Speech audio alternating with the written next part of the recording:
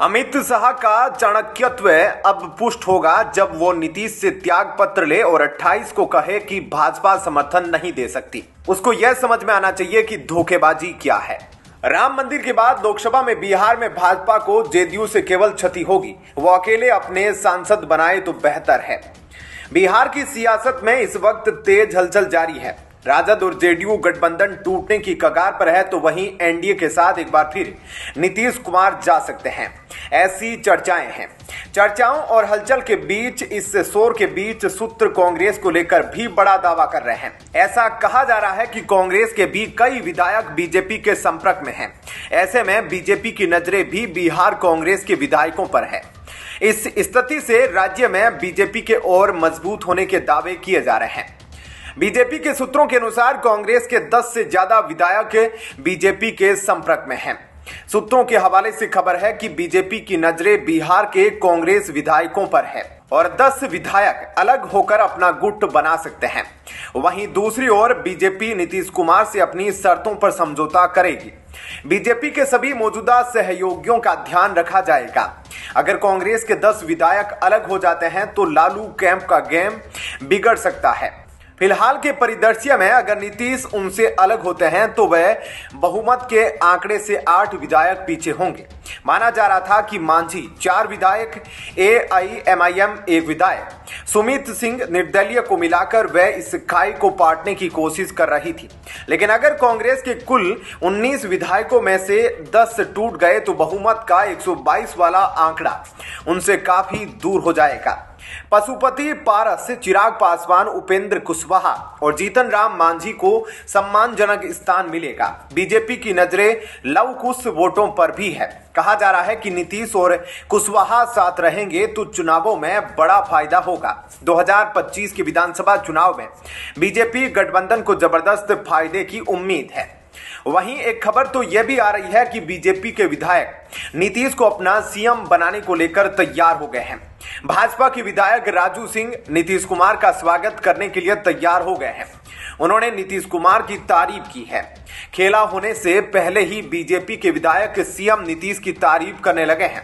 उन्होंने कहा है कि शीर्ष नेतृत्व ने उन्हें सीएम बना दिया तो हमें स्वीकार है।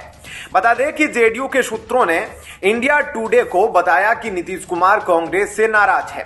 नीतीश कुमार को इंडिया ब्लॉक संयोजक का पद नहीं देना अपमानजनक कृत्य था। सीट शेयरिंग समझौते में देरी, संयोजक पद पर कोई फैसला नहीं होने से नीतीश कुमार कांग्रेस से नाराज बताए जा रहे हैं। जेडीयू की नजर 17 यानी 16+1 लोकसभा सीटों और इंडिया ब्लॉक के संयोजक पद पर थी। वहीं बीजेपी ने पटना में शनिवार शाम 4 बजे सभी सांसद और विधायकों की बैठक बुलाई है। बीजेपी के शीर्ष सूत्रों ने बताया कि केंद्रीय नेतृत्व ने बिहार राज्य इकाई से कहा है कि वह बिहार में सरकार गठन का फॉर्मूला प्रस्तावित करने में जल्दबाजी न करे। ऐसे में क्या कहना है आपका, इस पर कमेंट सेक्शन में अपनी राय जरूर बताइएगा। जय हिंद, जय भारत।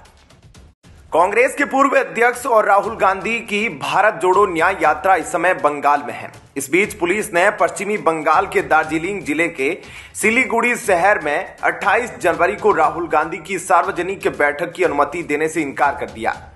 प्रदेश कांग्रेस अध्यक्ष और पार्टी के 5 बार लोकसभा सदस्य अधीर रंजन चौधरी ने शुक्रवार को कहा कि पुलिस ने उस दिन सिलीगुड़ी शहर में कुछ परीक्षाओं का हवाला देते हुए आखिरी समय में अनुमति देने से इनकार कर दिया है। चौधरी ने कहा कि प्रारंभिक कार्यक्रम के पहले शहर में एक रैली थी और उसके बाद राहुल गांधी की ओर से संबोधित की जाने वाली एक सार्वजनिक बैठक भी थी। क्योंकि पुलिस ने अब इस बैठक की अनुमति देने से इनकार कर दिया है, इसलिए केवल रैली आयोजित की जाएगी। दरअसल कांग्रेस नेतृत्व ने पश्चिमी बंगाल में न्याय यात्रा रैली आयोजित करने में प्रशासनिक बाधाओं का सामना करने का आरोप लगाया है। जब से यह गुरुवार को कूच बिहार जिले के तूफानगंज उपखंड के तहत बसीरहाट में राज्य के क्षेत्र में प्रवेश किया है। राहुल गांधी के स्वागत के लिए जो मूल मंच बनाया गया था उसे पुलिस की आपत्ति के बाद तोड़कर एक वैकल्पिक निजी स्थान पर खड़ा करना पड़ा। राज्य कांग्रेस नेताओं ने कहा कि जिला पुलिस अधिकारियों के आग्रह के बाद जलपाईगुड़ी शहर में न्याय यात्रा के कार्यक्रम को भी कुछ हद तक बदलना होगा।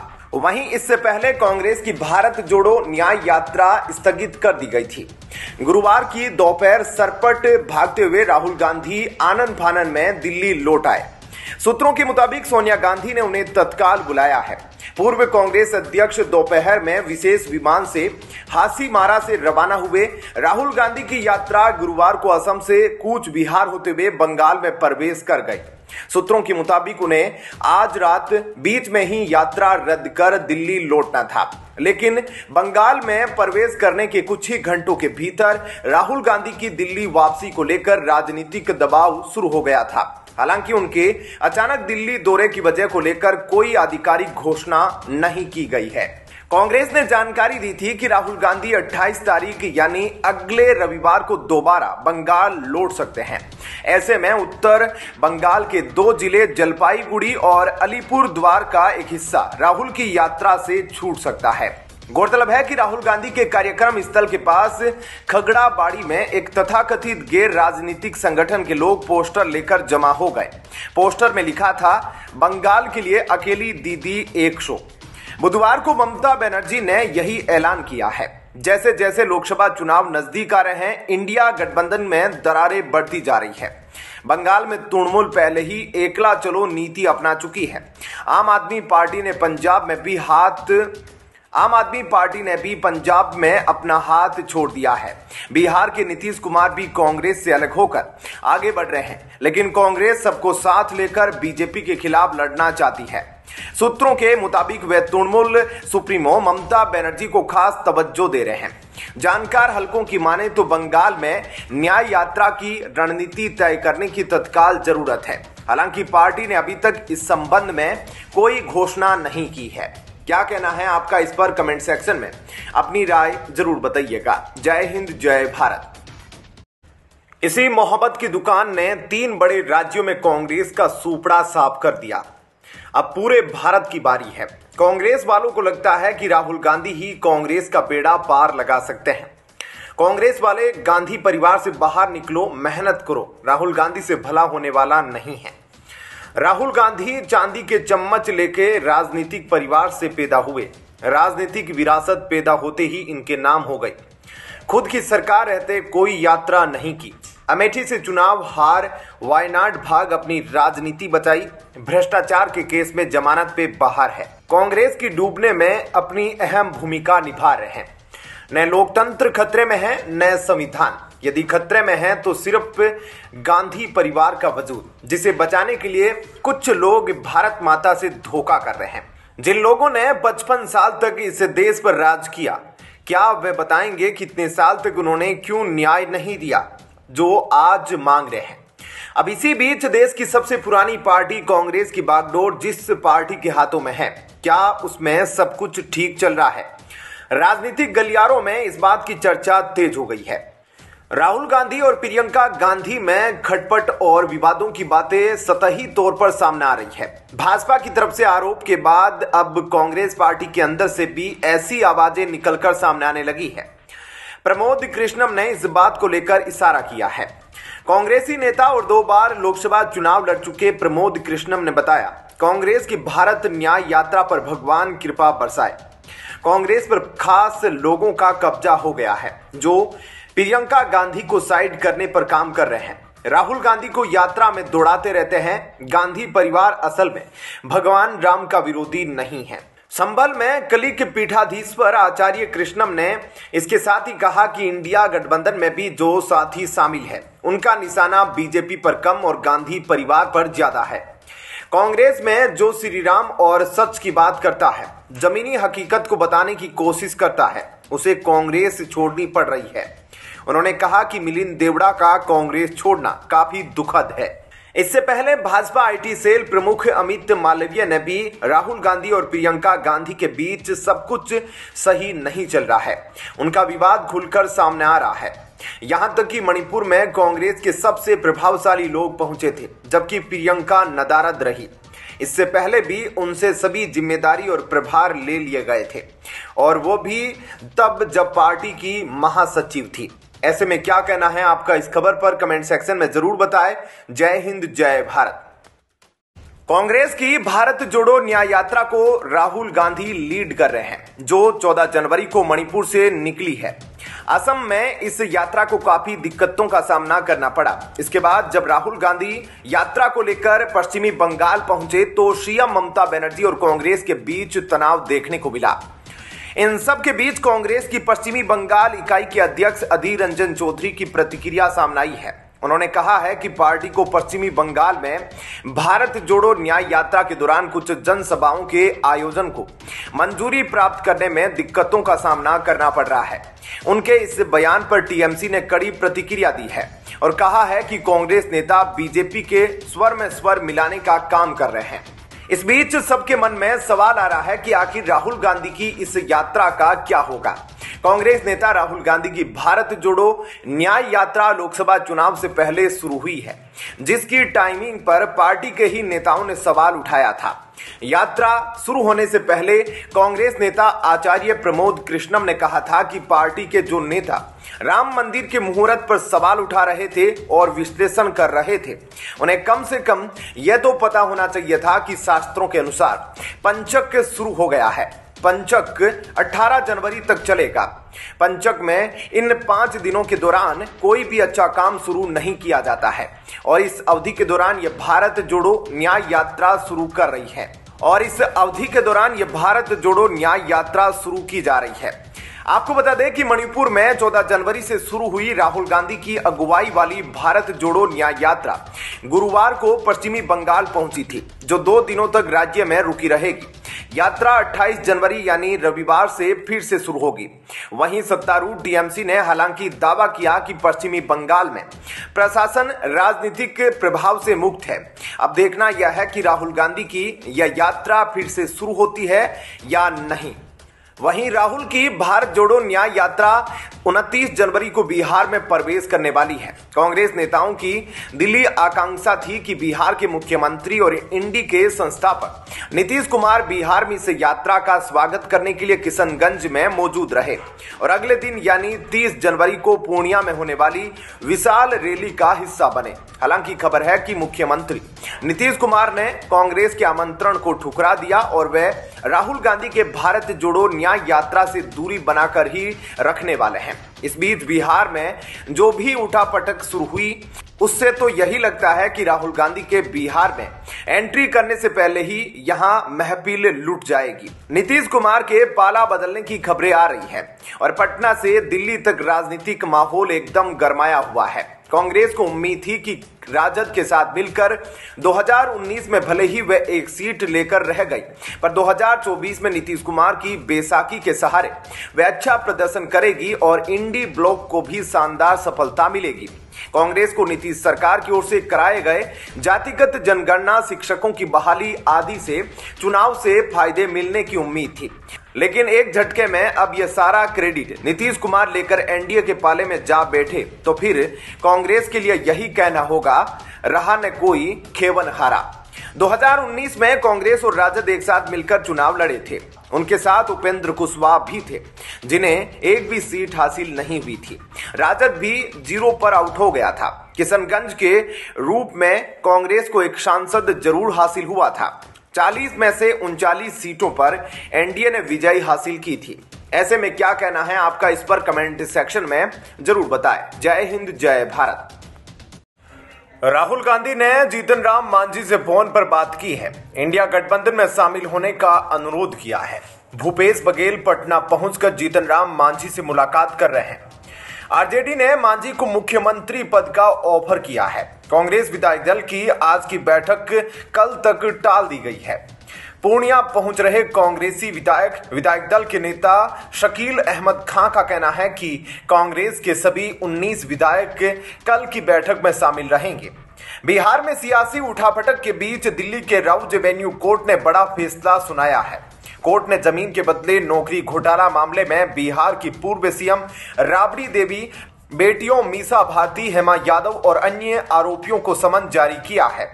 कोर्ट ने यह आदेश ईडी की चार्जशीट पर संज्ञान लेते हुए दिया है। इसके साथ ही अदालत ने व्यवसायी अमित कात्याल के लिए भी प्रोडक्शन वारंट जारी किया, जो वर्तमान में मामले में न्यायिक हिरासत में है। विशेष न्यायाधीश विशाल गोगने ने आदेश पारित करते हुए कहा, संज्ञान लेने के लिए पर्याप्त आधार है। अदालत ने आरोपी व्यक्तियों की अदालत में उपस्थिति के लिए 9 फरवरी 2024 की तारीख तय की है। वहीं इससे पहले जेडीयू एमएलसी नीरज कुमार ने कहा कि आरजेडी नेतृत्व बेचैन है। ये लोग 2,15,000 शिक्षकों की बहाली नीतीश कुमार के नेतृत्व में हुई। इसमें आरजेडी वालों को कमाई नहीं हो पाई। इन लोगों की आदत रही है कि नौकरी के बदले ये लोग जमीन लेते थे, लेकिन इस बार नहीं हो पाया। उन्होंने कहा, ये लोग उल्टे सीधे आरोप लगा रहे हैं, ये लोग इस पर लगाम लगाए, वरना राजनीति में ठीक नहीं होगा।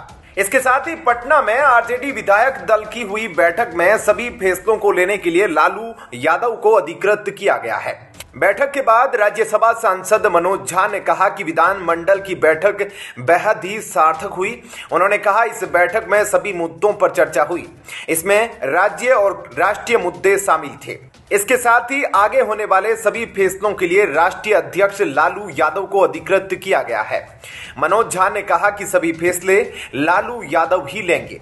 कोर्ट ने व्यवसायी अमित कात्याल के खिलाफ प्रोडक्शन वारंट भी जारी किया है, जो पहले से ही न्यायिक हिरासत में है।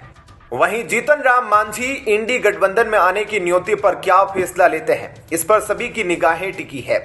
AIMIM, हम और एक निर्दलीय को मिलाकर राजद कांग्रेस लेफ्ट गठबंधन 120 के आंकड़े को छू सकता है।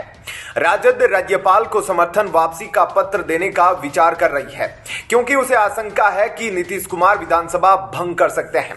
राजद सरकार बनाने का दावा पेश करेगी। उधर आरजेडी नेता तेजस्वी यादव ने कहा कि बिहार में अभी खेला होना बाकी है। उन्होंने कहा, नीतीश कुमार आदरणीय थे और है, कई चीजें उनके नियंत्रण में नहीं हैं। वहीं अब कांग्रेस व राजद नेताओं ने भी महागठबंधन के टूटने की बातें स्वीकार करना शुरू कर दी है। क्या कहना है आपका, इस पर कमेंट सेक्शन में अपनी राय जरूर बताइएगा। जय हिंद, जय भारत। नीतीश कुमार की बीजेपी के नेतृत्व वाले एनडीए में वापसी की अटकलों के बीच सियासत गर्म है। इस घटनाक्रम पर देश भर की नजर है। कांग्रेस भी बिहार के ताजा हालात पर टकटकी लगाए हुए हैं। उसने शनिवार को इस बात पर जोर दिया है कि विपक्षी गठबंधन इंडिया ब्लॉक में कोई विस्फोट नहीं हो रहा। यह और बात है कि बीजेपी विपक्षी ब्लॉक में छोटा विस्फोट करने की पूरी कोशिश कर रही है। यह बयान बिहार के मुख्यमंत्री और जेडीयू नेता नीतीश कुमार के बीजेपी की अगुवाई वाले एनडीए में लौटने की अटकलों के बीच आया है। बंगाल की सीएम ममता बनर्जी भी कांग्रेस से खुलकर नाराजगी जता चुकी है। कांग्रेस ने शनिवार को यह भी कहा कि बिहार के मुख्यमंत्री नीतीश कुमार की इंडिया गठबंधन में अहम भूमिका और योगदान है। पार्टी अध्यक्ष मल्लिकार्जुन खड़गे उनसे बातचीत करने के लिए प्रयासरत है। कांग्रेस महासचिव जयराम रमेश ने कहा, बिहार में नए मंत्रिमंडल के गठन की बात हो रही है। भूपेश बघेल को पर्यवेक्षक नियुक्त किया गया है। मेरी जानकारी के मुताबिक बघेल आज रात ही पटना पहुंच जाएंगे। उन्होंने कहा, उन्हें उम्मीद है कि पश्चिमी बंगाल की मुख्यमंत्री और तृणमूल कांग्रेस प्रमुख ममता बनर्जी और जनता दल अध्यक्ष नीतीश कुमार इंडिया गठबंधन का हिस्सा बने रहेंगे। बता दें कि भाजपा नित्य राजग में जेडीयू के लौटने की खबरों पर रमेश ने कहा कि कांग्रेस अध्यक्ष बिहार के मुख्यमंत्री से बातचीत करने के लिए प्रयासरत है, लेकिन अब तक उनसे संपर्क नहीं हो पाया है। उन्होंने कहा, नीतीश कुमार जी के निमंत्रण पर 23 जून को विपक्षी दलों की बैठक हुई थी। दूसरी बैठक बेंगलुरु में हुई, जहां गठबंधन को इंडिया नाम दिया गया। बेंगलुरु बैठक में नीतीश जी की भूमिका महत्वपूर्ण थी। मुंबई में हुई बैठक में भी बिहार के मुख्यमंत्री का योगदान महत्वपूर्ण था। रमेश ने कहा कि इंडिया की बैठकों में नीतीश का बीजेपी के खिलाफ कड़ा रुख रहा था। कांग्रेस नेता ने नीतीश के राजग के साथ जाने की संभावनाओं के बारे में पूछे जाने पर यह भी कहा, जो खबरें आ रही है वह अनौपचारिक है, इन खबरों पर टिप्पणी नहीं करूंगा। वहीं पश्चिमी बंगाल में टीएमसी की तरफ से तकरार के बीच कांग्रेस अध्यक्ष मल्लिकार्जुन खड़गे ने मुख्यमंत्री ममता बनर्जी को चिट्ठी लिखी है। यात्रा फिलहाल 2.5 दिनों के विश्राम पर है और जलपाईगुड़ी में 28 जनवरी को दोपहर 2 बजे फिर से शुरू होगी। कांग्रेस के प्रवक्ता जयराम रमेश ने बताया कि अध्यक्ष खड़गे ने सीएम ममता बनर्जी को लिखी चिट्ठी में सुरक्षा सुनिश्चित करने का अनुरोध किया। अध्यक्ष ने यात्रा को लेकर राज्य में असामाजिक तत्वों की तरफ से विवाद की आशंका जताई है।